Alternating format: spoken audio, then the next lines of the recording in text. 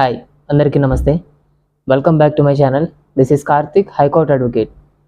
So first of all మీ అందరికీ పేరు పేరున thank you so much. Video చూసిన ప్రతి వ్యూవర్కి అండ్ మన ఛానల్ని సబ్స్క్రైబ్ చేసిన ప్రతి సబ్స్క్రైబర్కి కూడా ఎక్కడెక్కడ నుంచో కాల్స్ చేసి I'm getting lot of appreciations. Me information చాలా బాగుంది, యూస్ఫుల్గా ఉందని అప్రిషియేట్ చేస్తున్నారు. Thank you for that. And వాళ్ళకు ఉన్నటువంటి లీగల్ డౌట్స్ని క్లారిఫై చేసుకుంటున్నారు. అండ్ మీ యొక్క సపోర్ట్, మీ యొక్క లవ్, మీ యొక్క ఆదరణ ఎప్పటికీ ఇలాగే ఉండని ఐ విష్, నా కోరిక. సో టుడే ఈ వీడియోలో మీకు నేను చెప్పొచ్చేది, మీకు షేర్ చేయాలనుకుంటున్న ఇన్ఫర్మేషన్ ఏంటంటే, అధికార పార్టీ అండ, అధికార పార్టీ సపోర్ట్, సిట్టింగ్ ఎమ్మెల్యే తోడు ఉంది కదా అని చెప్పి ఓ అధికార పార్టీ కార్యకర్త, అతను కనీసం కార్పొరేటర్ ఎమ్మెల్యే కూడా కాదు, జస్ట్ కార్యకర్త. ఆ కార్యకర్త ప్రతిపక్ష పార్టీ కార్యకర్త మీద చేసిన వాట్ వి కాల్ అట్రాసిటీస్ని ఏమంటారు, దుశ్చర్యలు, దుర్మార్గాలు, వాటి గురించి. అలాగే మీకు ఎవరైనా సరే ఆడవాళ్ళతో తలుచుకుంటే యుద్ధాలు జరుగుతాయి, ఆడవాళ్ళతో పెట్టుకుంటే రాజ్యాలే కూలిపోతాయని ఎవరైనా అంటే ప్లీజ్ డోంట్ టేక్ లైట్ అండి, సీరియస్గా తీసుకోండి. అది ఒకప్పుడు మాట కాదు, ఇప్పుడు కూడా అదే జరుగుతోంది. ఈరోజు నేను మీకు చెప్పబోయే ఈ విషయం, ఈ వ్యక్తి జీవితంలో జరిగిన సంఘటన మీకు చెప్తే అది నిజమే అనుకుంటారు.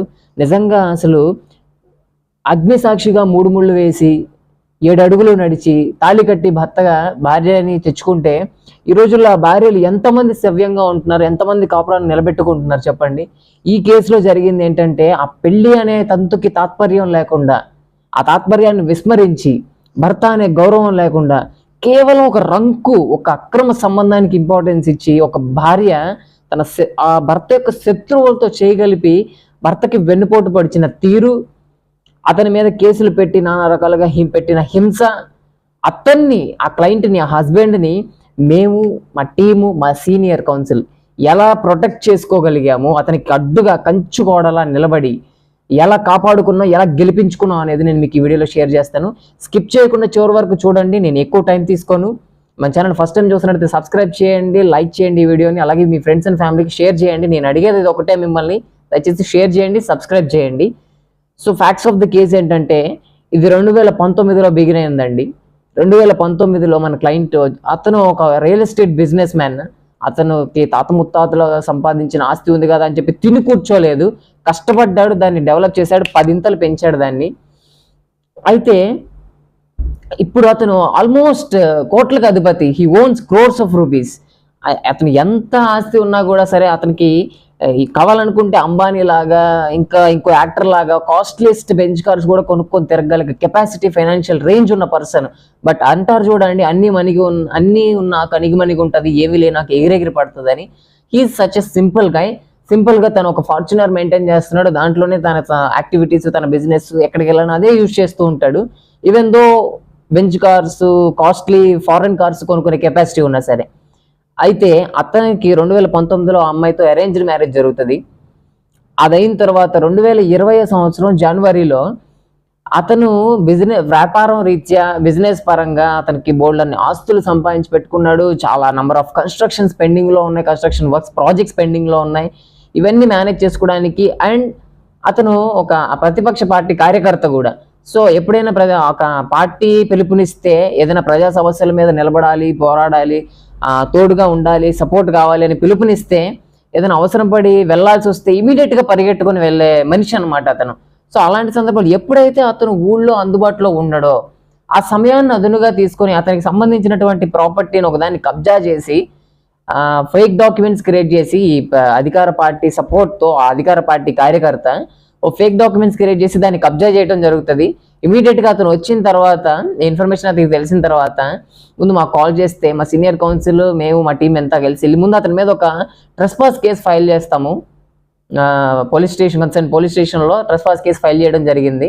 ఆఫ్టర్ దాట్ అది కొన్నాళ్ళకి అతను ఎక్స్పెక్ట్ చేయలేదు, అధికారం పార్టీ మాదే కదా, ఏం చేసినా చెల్లుతుంది, మేమే హవా అనుకున్నాడు, ఏదో చేద్దాం అనుకున్నాడు. కానీ అనూహ్యంగా ఊహించిన విధంగా అతని మీద ఎఫ్ఐఆర్ రిజిస్టర్ అయింది, కేసు ఫైల్ అయింది, ట్రెస్పాస్ కేసు.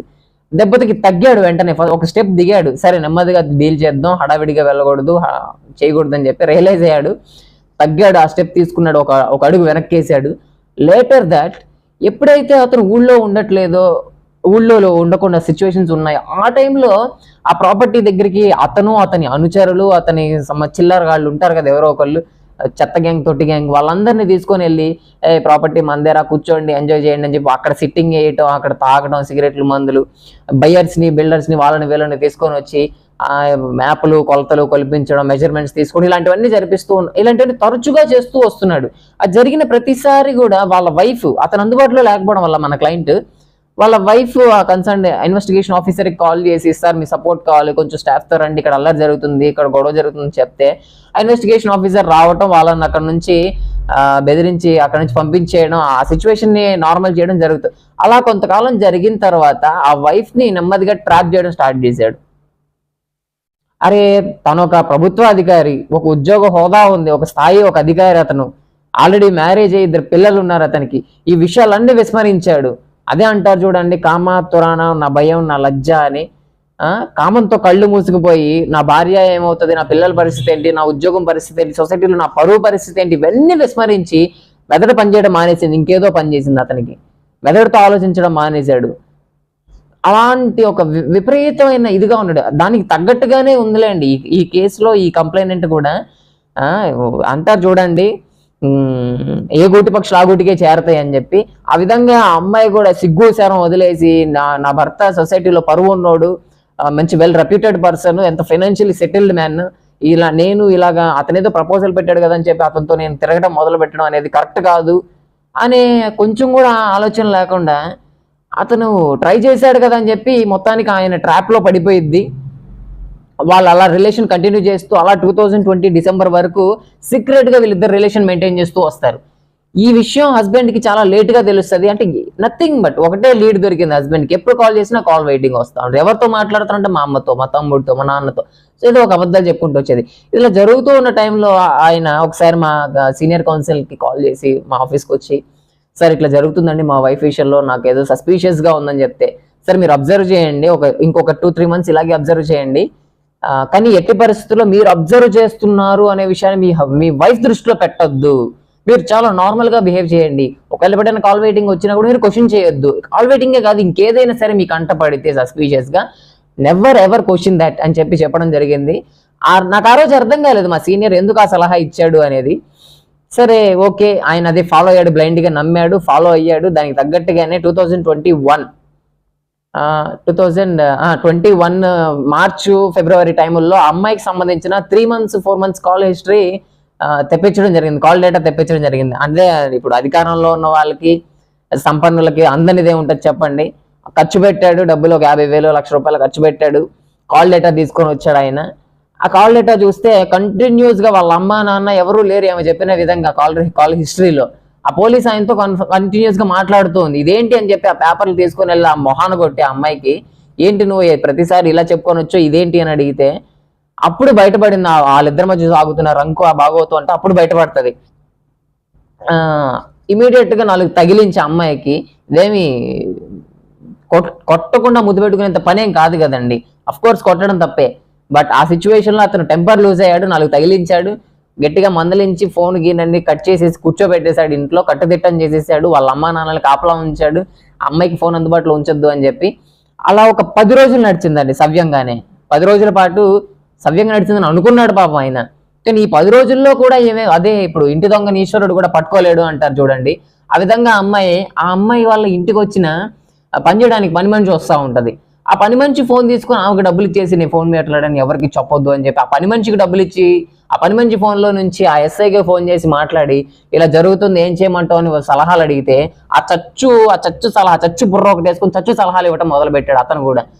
ఆ రేంజ్ లో పీక్స్ లో ఉన్న ఇద్దరు సరిపోయారు. పర్వట్టెడ్ అంటే అనే పదం చాలా తక్కువ అయిపోతుంది వాళ్ళిద్దరికి. పర్వట్ అనే పదం చాలా తక్కువ వాళ్ళిద్దరికి. నువ్వు ఒక చూడు, నీ ఫోన్ అడిగి చూడు, నీ ఫ్రీడమ్ అడిగి చూడు, నా ఫ్రీడమ్ నాకు కావాలని ఖచ్చితంగా ఇవ్వనంటాడు. నువ్వు బయటకు వచ్చేసి నువ్వు పుట్టింట్లో ఉండు, తర్వాత ఏం చేయాలో నేను చూసుకుంటా, నా చేతిలో లేని పని కాదు కదా, నేను ఏదైనా చేయగలను అని చెప్పి ఓ చచ్చు భరోసా ఇస్తాడు ఆ అమ్మాయికి. ఎర్రి గొర్రెలాగా ఆ అమ్మాయి కూడా అదే ఫాలో అయ్యి వాడు చెప్పాడు కదా అని చెప్పి కొంచెం కూడా ఆలోచన లేకుండా బ్లైండ్ గా అతను చెప్పింది చేసుకుంటూ హస్బెండ్ తో గొడవ పెట్టుకొని వాళ్ళ పుట్టింటికి వెళ్ళిపోతుంది. ఇది జరిగిన ఇమీడియట్ గా మళ్ళీ ఆ క్లయింట్ మన దగ్గరకు వచ్చి మా సీనియర్ తో డిస్కషన్ అనమాట. సార్ ఇలా జరిగిందండి, మా వైఫ్ ఇలా వెళ్ళిపోయింది, ఏం స్టెప్ తీసుకుంటుందో నాకు అర్థం కావట్లేదు, ఏం చేయమంటారు, నన్ను ఏమన్నా స్టెప్ తీసుకోమంటారని అడిగితే అప్పుడు కూడా మా సీనియర్ ఒక మాట అన్నారు, సి మిస్టర్, ఇది wife and husband relation, human relations, wife and husband relations చాలా డెలికేట్ గా ఉంటాయి, చాలా డెలికేట్ రిలేషన్స్ ఇవి, స్మూత్ గా స్లో అండ్ స్టడీగా గేమ్ ఆడాలి తప్ప కంగారు పడిపోకూడదని చెప్పి ఒక్క సజెషన్ ఇచ్చారు. మళ్ళీ ఒక ప్రైవేట్ డిటెక్టివ్ ని అసైన్ చేయి, ఎంగేజ్ చేసుకో, ఆ అమ్మాయి యాక్టివిటీస్ ని అబ్జర్వ్ చేయి, ప్రతిదీ ఎవిడెన్స్ గ్యాదర్ చేయని చెప్పారు. ఆ విధంగా ఒక పర్సన్ సజెస్ట్ చేయడం, ఒక ప్రైవేట్ డిటెక్టివ్ ని, ఆ డిటెక్టివ్ వాళ్ళ అమ్మాయిని ఫాలో అవ్వటం, అమ్మాయి ఎక్కడికి వెళ్తే అక్కడికి అంత ఫొటోస్ వీడియోస్ రికార్డ్ చేయడం, ఇవన్నీ చేసి ఆ ఇన్ఫర్మేషన్ అంతా గ్యాదర్ చేసి మన చేతిలో పెట్టారు. And as my senior predicted, ఆయన ప్రిడిక్ట్ చేసిన విధంగానే డిసెంబర్ 2021లో అమ్మాయి వరుసగా 490 case, domestic violence case, dowry harassment case, ఇలా కేసులన్నీ ఫైల్ చేసుకుంటూ వచ్చింది అతని మీద. దెన్ అప్పుడు మాకు ఉపయోగపడ్డాయి. నాకు ఆ రోజు అర్థమైంది మా సీనియర్ ఎందుకు ఇప్పుడేం మాట్లాడకు, పసిగట్టినా కూడా పసిగట్టనట్టు ఉండు, జాగ్రత్తగా ఎవిడెన్సెస్ గ్యాదర్ చేయని ఎందుకు అన్నారు అనేది నాకు అప్పుడు అర్థమైంది. ఆమె ఫైల్ చేసిన కేసులకి అగెనెస్ట్ గా డైరెక్ట్ జనరల్ గా ఏదైనా ఒక కేసులో మేమే చాలా కేసులు క్వాష్ చేపిస్తూ ఉంటాం హైకోర్టులో. ఆ ప్రతి క్వాష్ చేపించిన కేసు కూడా ఛార్జ్ షీట్ ఫైల్ అవ్వాలి, ఇన్వెస్టిగేషన్ జరగాలి, ఛార్జ్ షీట్ ఫైల్ అవ్వాలి, ఛార్జ్ షీట్ మీద క్వాష్ పిటిషన్ ఫైల్ చేస్తారు జనరల్లీ. బట్ ఈ కేసులో ఈ అమ్మాయికి అగెనెస్ట్ గా చాలా ఎవిడెన్సెస్ ఉన్నాయి కాబట్టి ఎఫ్ఐఆర్ స్టేజ్ లో ఉండగానే హైకోర్టులో ఇమీడియట్ గా క్వాష్ పిటిషన్ ఫైల్ చేశాము. మేము క్వాష్ పిటిషన్ ఫైల్ చేసిన ముందు ఇమీడియట్ గా అతనికి అగెనెస్ట్ గా అంటే ఆవిడ ఫైల్ చేసిన కేసులు కూడా ఏమనుకున్నారు, 354 కేసు ఫైల్ చేసింది IPC, and criminal intimidation case ఒకటి ఫైల్ చేసింది, 498 కేసు ఫైల్ చేసింది, డొమెస్టిక్ వైలెన్స్ కేసు ఫైల్ చేసింది. ఈ కేసులన్నిటికీ అగెనెస్ట్ గా మనం చేయగలిగే ఇవన్నీ సాల్వ్ చేయడానికి మనకి 9 months టైం పట్టిందండి. 2021 జాన్ ఫెబ్లో ఈ కేసు ఫైల్ అయితే 2021 నవంబర్ డిసెంబర్ టైంకి 2 డొమెస్టిక్ వైలెన్స్ అండ్ 498 కేసు 2 క్వాష్మెంట్ జరిగినాయి. 2 క్వాష్ చేయించాం. మన దగ్గర ఉన్నటువంటి అంతకుముందు కలెక్ట్ చేసిన call history, 3 months call data ఉంది కదా, మిడ్ నైట్ వరకు అతనితో కాల్ మాట్లాడడం, ఆ కాల్ హిస్టరీ, వాళ్ళిద్దరూ అక్కడెక్కడికి తిరిగారు, ఏ హోటల్కి వెళ్ళారు, ఈ ఫోటో ఎవిడెన్స్ ఇదంతా కలెక్ట్ చేసి హైకోర్టులో క్వాష్ పిటిషన్ ఫైల్ చేసాం. అయితే అంతకన్నా ముందుగా మేము ఈ అమ్మాయి ఎప్పుడైతే కేసు ఫైల్ చేసిందని చెప్పి మాకు ఇన్ఫర్మేషన్ వచ్చిందో ఇమీడియట్ గా యాంటిసిపేటరీ బెయిల్ ఒకటి ఫైల్ చేసామండి హైకోర్టులో. జనరల్గా ఈ యాంటిసిపేటరీ బెయిల్స్ ఫైల్ చేయడం, అవి గ్రాంట్ అవ్వడం అనేది ఫేస్ వాల్యూ మీద బాగా నడుస్తాయి హైకోర్టులో. దిస్ ఇస్ ట్రూ అండి. ఒక సీనియర్ మోస్ట్ అడ్వకేట్ ఒక మంచి ఫేస్ వాల్యూ ఆ బిలీఫ్ ఉంటుంది. ఒక అడ్వకేట్ జడ్జి గారి ముందు, హైకోర్టు జడ్జి గారి ముందు వచ్చి నుంచొని ఇట్లాగా తన ప్లీడింగ్స్ చెప్తున్నాడు, బెయిల్ అడుగుతున్నాడు అంటే ఆ కేసులో జెన్యూనిటీ ఉంది కాబట్టి అడుగుతున్నాడు అని ఒక ఫీలింగ్ ఉంటుంది. ఆ రిలేషన్, ఆ బెంచ్ అండ్ బార్ కి ఆ రిలేషన్ ఉంటుంది. Basing on that face value మా సీనియర్ ఫైల్ చేసిన యాంటిసిపేటరీ బెయిల్ ఎలా అయింది, ఇమీడియట్ గా అతనికి ఏబీ గ్రాంట్ అయింది. ఆ తర్వాత 9 months కి ఆ కేసు క్వాష్మెంట్ కూడా జరిగిపోయింది. అరే ఆ అమ్మాయికి ఏం అర్థం కాలేదు, ఇంత జరిగింది, ఇప్పుడు ఏం చేయాలి నేను అని ఆలోచిస్తున్న టైముల్లో 2022 ఫిబ్రవరి అండ్ మార్చ్ ఈ 2 months లో ఇతను ఏదైతే మనకి క్వాష్మెంట్ జరిగిందో దానికి సంబంధించిన ఆర్డర్స్ కాపీస్ తీసుకొని లోయర్ కోర్టులో ముందు అతని మీద ఎవరైతే పోలీస్ ఆఫీసర్ అరే నాకు న్యాయం చేయండి కంప్లైంట్ అని చెప్పి కంప్లైంట్ ఇవ్వడానికి వచ్చిన ఉమెన్ ని అడ్వాంటేజ్ తీసుకొని అధికార దుర్వినియోగం చేసి మిస్కాండక్ట్ చేసినందుకు గాను డిసిప్లినరీ యాక్షన్ తీసుకోవాలని చెప్పి అతన్ని సస్పెండ్ చేయించామండి 2022 ఫిబ్రవరిలో. అండ్ దెన్ మార్చ్లో ఆవిడ ఏదైతే లోయర్ కోర్టులో మెయింటెనెన్స్ కేసు ఫైల్ చేసిందో దాన్ని కూడా క్వాష్మెంట్ చేయించడం జరిగింది. అంటే క్వాష్మెంట్ ఇన్ ద సెన్స్ దాన్ని డిస్మిస్ చేయించడం జరిగింది లోయర్ కోర్టులో basing on that order of the high court. Quash petition కి సంబంధించిన ఆర్డర్ ఏదైతే హైకోర్టులో గ్రాంట్ అయిందో ఆ ఆర్డర్ కాపీని తీసుకొచ్చి ఆ అమ్మాయి అడల్టరీలో ఉంది, ఆ అమ్మాయికి ఫాల్స్ కేసు ఫైల్ చేసిందని చెప్పి ప్రూవ్ చేసి ఆ మెయింటెనెన్స్ పిటిషన్ కూడా రద్దు చేయించాము. అయితే ఇదంతా ఇలా జరుగుతున్న టైంలోనే ఫిబ్రవరి 22 మార్చ్ 22 అయిపోయింది. అండ్ 22 జూన్లో హస్బెండ్ మళ్ళీ ఆ అమ్మాయికి అగెనెస్ట్ ఒక డివోర్స్ కేసు ఫైల్ చేశాడు. ఈమె ఏదైతే కేసెస్ అన్ని ఫైల్ చేసిందో వాటన్నిటిని క్వాష్ చేయించుకుని వాటిలోంచి బయటపడి వాటిని ఎదుర్కొంటూ ఎంత కష్టం అండి ఒక మగవాడికి ఇదంతా కూడా. అతను సక్సెస్ఫుల్ గా మా సీనియర్ ఇచ్చిన సజెషన్స్ అన్ని ఫాలో అయ్యాడు, ఎవిడెన్సెస్ గ్యాదర్ చేశాడు, కాలేజ్ హిస్టరీ తీసుకున్నాడు కాబట్టి సరిపోయింది. కానీ ఇలాంటి లీగల్ అడ్వైజెస్ తీసుకునే కెపాసిటీ లేని మగవాళ్ళు ఎంతమంది ఉన్నారు బయట? ఏం చేయాలో తెలియదు. అక్కడ కళ్ళ ముందే వాళ్ళ ఆవిడ వేరే వాళ్ళతో ఎఫ్ఐఆర్ నడుపుతూ ఉంటుంది, కళ్ళ ముందే ఫోన్లలో మాట్లాడుతూ ఉంటుంది, ఏం చేయలేని పరిస్థితి. ఇదేంటని క్వశ్చన్ చేస్తే కౌంటర్ కేసు ఫైల్ చేస్తుంది, పోలీస్ స్టేషన్కి వెళ్ళి నుంచుంటేనే సాక్ష్యాలు ఉండవు వాళ్ళ దగ్గర, ఏం చేయాలో అర్థం కాదు. ఎంత పరువు తక్కువ పని. కొంతమంది అయితే సూసైడ్ల వరకు వెళ్ళిపోతున్నారు వీటిని భరించలేక. నిజం, ఇది వాస్తవం. అయితే ఈయన డివోర్స్ కేసు ఫైల్ చేశారు. డివోర్స్ కేసు కూడా జనరల్గా ఒక డివోర్స్ కేసు ఫైల్ చేశారంటే ఇమీడియట్గా డివోర్స్ అనేది ఇదవ్వదండి, అది వచ్చేది గ్రాంట్ అవ్వదు. ఆర్డర్ కూడా టైం ఇస్తారు, ఎక్కడైనా రీయూనైట్ అయ్యే ఛాన్స్ ఉంటుందేమో అని చెప్పి జడ్జి గారు టైం ఇస్తారు. బట్ ఈ కేసులో అలా జరగలేదు. వై? బికాస్ ఆమె ఫైల్ చేసిన కేసులు ఫాల్స్, ఆమె అడల్టరీలో ఉంది. We have a strong evidence, more over we have high court orders. So ఇవన్నీ పెట్టుకొని ఆమెకి డివోర్స్ కేసు ఫైల్ చేస్తే ఆ డివోర్స్ కూడా గ్రాంట్ అయింది. సారీ, డివోర్స్ గ్రాంట్ అవ్వలేదండి. మేము జూన్లో ఫైల్ చేసాం, 2022 జూన్లో ఫైల్ చేసాము. ఆమెకి సమన్స్ అంది ఫస్ట్ అపియరెన్స్ సెప్టెంబర్కి వచ్చింది బెంచ్ మీదకి రికార్డు. అండ్ సెప్టెంబర్ నుంచి ఆమెకు ఫస్ట్ హియరింగ్ అయింది. నెక్స్ట్ హియరింగ్లో ఆమెను కౌంటర్ ఫైల్ చేసుకోమని టైం ఇచ్చారు, ఒక 2 months. ఆమెకి ఏం అర్థం కాలేదు ఏం జరుగుతుందో. అయితే ఇంతలో ఇతని మీద ఆల్రెడీ మేము ఒకటి, ఆమెకి ఎప్పుడైతే డొమెస్టిక్ వైలెన్స్ కేసు, వాడైతే మెయింటెనెన్స్ కేసు డిస్మిస్ చేయించామో, అదే దానికన్నా ముందుగా ప్రయర్ టు దాట్ ఆ ఎస్ఐని సస్పెండ్ చేయించాం. కాబట్టి ఇంక దెబ్బతిన్నవాడు ఊరికే ఊరుకోడు కదా, ఎక్కడ అవకాశం దొరికిద్దా ఎక్కడ దెబ్బేద్దాం అని చెప్పి చూస్తూ ఉంటాడు, అది మామూలే కదా. సో ఆ విధంగా వాళ్ళిద్దరూ కలిసి ఈసారి ఆ ఎవడైతే బిగినింగ్ ఆఫ్ ది స్టోరీ ఏదైతే ఆ లైఫ్ లో వాళ్ళకి రిలేషన్ ఎక్కడైతే బిగిన్ అయిందో మళ్ళీ అక్కడికే వచ్చి ఆగారనమాట. ఆ అధికార పార్టీ ఉన్నాడు కదా, మన ఎవరి మీద అయితే మనం ట్రెస్పాస్ కేసు ఫైల్ చేసామో అతను కార్యకర్త, అతనితో చేతులు కలిపి వాళ్ళ ముగ్గురు కలిసి ప్లాన్ చేసుకొని 2024 ఏప్రిల్, అంటే ఎలక్షన్స్ కి ముందు జస్ట్ ఏప్రిల్ నెలలో అతని మీద పక్కాగా ప్లాన్ చేసి ఒక అర్ధరాత్రి టైంలో అతని ఇంటి దగ్గరికి వెళ్ళి గొడవ క్రియేట్ చేసి, ఆ గొడవల్లో అతనే సెల్ఫ్ హార్మ్ చేసుకొని, సెల్ఫ్ ఇంజురీ క్రియేట్ చేసుకొని, హెడ్ ఇంజురీ ఒకటి. ఇది హెడ్ ఇంజురీ అంటే మీకు ఏదో ఒకటి గుర్తొచ్చే ఉంటుంది ఈ పార్టీకి, అదేంటో నేను చెప్పను. ఒక హెడ్ ఇంజురీ ఒకటి క్రియేట్ చేసుకొని ఇమీడియట్గా పోలీస్ స్టేషన్కి వెళ్ళి ఒక కేసు ఫైల్ చేస్తాడు, అటెంప్ట్ మర్డర్ కేసు ఫైల్ చేస్తాడు. అయితే ఇదంతా ఆయనకి తెలియదు ఇలా జరుగుతుంది, ఇదంతా స్కామ్, ఇదంతా పక్కాగా జరుగుతుందని మన క్లయింట్కి తెలియక ఏదో గొడవ జరుగుతుంది మన స్థలం దగ్గర అని చెప్పి వాళ్ళు ఫోన్ చేసరికి ఆయన గబగబా స్థలం దగ్గరకు వచ్చేయడం, ఆ గొడవలో ఆయన తెలియకుండా ఆయన ఇన్వాల్వ్ అయిపోవడం. అతనికి ఎప్పుడైతే బ్లడ్ ఇంజురీ, హెడ్ ఇంజురీ అయి బ్లీడింగ్ అవుతుందో అప్పుడు ఇంకా ఏదైతే అదైందని చెప్పి హుటాహుటిన మా సీనియర్కి కాల్ చేస్తే, నువ్వు నాకు చెప్పకుండా ఎందుకు అటెండ్ అయ్యావు, ఆ గొడవలో ఎందుకు ఇన్వాల్వ్ అయ్యావు, నువ్వు ముందు అర్జెంటుగా అక్కడ నుంచి వెళ్ళిపో, ఫస్ట్ ఆఫ్ ఆల్ ఈ ఫోన్ స్విచ్ ఆఫ్ చేసేసుకో, ముందు అక్కడ నుంచి వెళ్ళిపో ఎక్కడికైనా అని చెప్పి మా సీనియర్ చెప్పడం, ఆయన అది ఫాలో అవ్వడం, ఆయన అక్కడ నుంచి వెళ్ళిపోయాడు. ఆ నెక్స్ట్ డే ఆ కన్సర్న్ కానిస్టేబుల్ ఆయనకి అక్యూజ్డ్కి కాల్ చేసి, అంటే ఆయన నార్మల్ కాల్ ఆఫ్ చేసుకున్నాడు కానీ కాల్స్ రాకుండా వాట్సాప్ ఎనేబుల్లో ఉంచుకోవడం వల్ల వాట్సాప్ మెసేజ్లు రీచ్ అయినాయి.